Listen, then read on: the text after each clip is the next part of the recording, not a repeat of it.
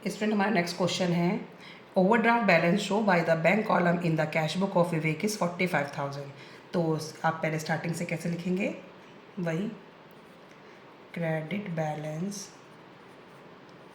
As per cash book, क्योंकि आपके unfavourable balances के क्वेश्चन चल रहे हैं और ये बैंक ओवरड्राफ्ट है। Credit balance as per cash book, bracket में बैंक ओवरड्राफ्ट आप लिख सकते हैं। 45,000 माइनस का आपका है। अब देखो एक बी आर बिल रिसीवेबल 5,000 का previously discounted with the bank had been dishonour and debited in the passbook.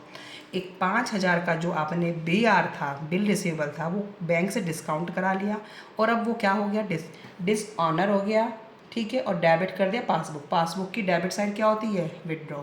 तो अब क्या करेंगे, पासबुक कम हो गई तो कैश बुक को भी कम कर देंगे। A B R dishonoured. आप जितनी छोटे से छोटा ट्रांजैक्शन बनाना चाहेंगे उसे आप बना देंगे, जिससे बस समझ में आना चाहिए। And debited in the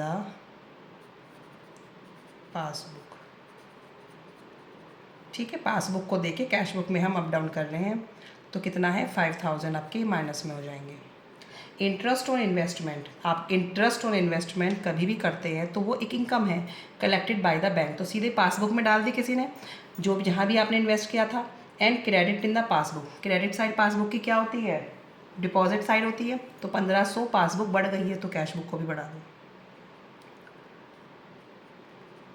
interest on investment, देख के पता चल रहा है कि क्या है, ये कोई इनकम है, और इनकम सीधे कहाँ आई है, पासबुक में बढ़ गई होगी, तो आप अपने कैश बुक को भी बढ़ा देंगे 1,500, ठीक है। Cheque deposit into bank but not yet collected 7,500। Cheque deposit कर दिए हैं। चेक डिपॉजिट कौन करता है, कस्टमर ने किए होंगे अपनी कैश बुक में, बट बैंक में जमा नहीं हुए। Cheque deposit into bank but not collected, मैंने थोड़ा शॉर्ट में लिख दिया है, ठीक है। कितने हैं, 7,500। Interest charge by the bank overdraft balance 1850। Interest charge किया गया है, ठीक है, bye the bank on overdraft पे, तो चार्ज किया गया है तो पासबुक कम कर दी गई होगी, तो आप अपनी कैश बुक को भी कम कर दें।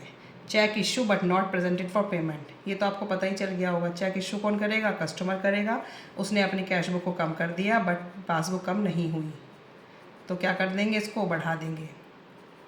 Cheque issue but not yet presented for payment. ये तो ट्रांजेक्शन आपकी इतनी सिंपल है कि बार बार आ रही है तो आपको लर्नी हो जाएंगी। प्रेजेंटेड फॉर पेमेंट, तो आप इसे प्लस कर देंगे, ठीक है। Received A payment directly from a customer into bank account 12,500। एक कस्टमर ने सीधा पैसा डाल दिया कहाँ, पासबुक में, ठीक है, आपके बैंक में डाल दिया होगा, तो पासबुक तो बढ़ गई बट कैश बुक नहीं बढ़ी, तो कैश बुक को बढ़ा दो। डायरेक्टली डिपॉजिटेड, कई बार कस्टमर डायरेक्टली डिपॉजिट कर देते हैं बैंक में, तो फिर वो उसका क्या हो जाता है, वो सीधा पासबुक बढ़ गई।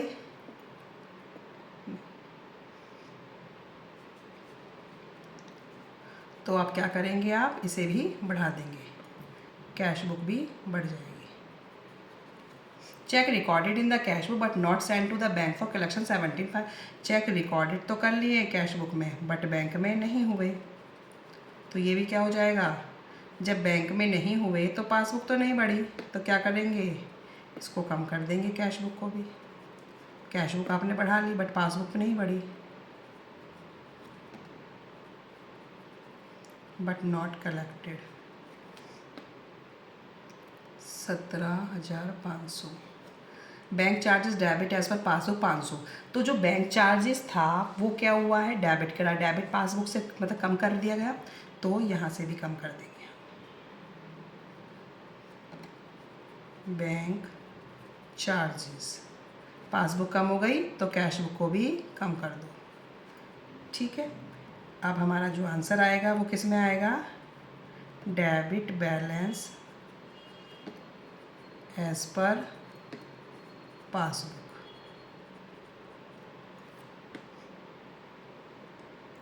ये मेरा आंसर आ जाएगा 52,000 और इसका टोटल जो आ रहा है वो आ रहा है 77,350